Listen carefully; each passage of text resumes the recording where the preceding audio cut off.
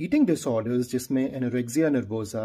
Bulimia nervosa शामिल हैं, उसमें हद से ज़्यादा खौफ होता है वज़न के बढ़ जाने का। एक ख़ास बॉडी इमेज होती है अपने माइंड में, अपनी अपीयरेंस के बारे में, बॉडी शेप के बारे में, बॉडी साइज़ के बारे में, और सारी एक्टिविटीज़ इंसान की रिवॉल्व करती हैं अराउंड कौन सी चीज़ें अवॉइड करनी है खाने से, कैसे वेट लूज़ करना है, कैसे एक्सरसाइज करनी है।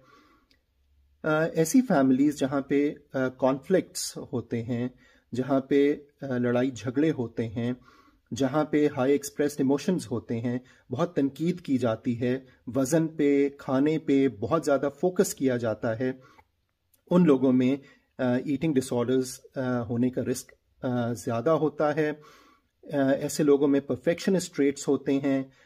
हाई एकेडमिक सक्सेस होती है, उनमें कुछ ओसीडी के ट्रेट्स भी होते हैं, यानी ऑब्सेसिव ट्रेट्स, कामों को एक ख़ास तरीके से करना।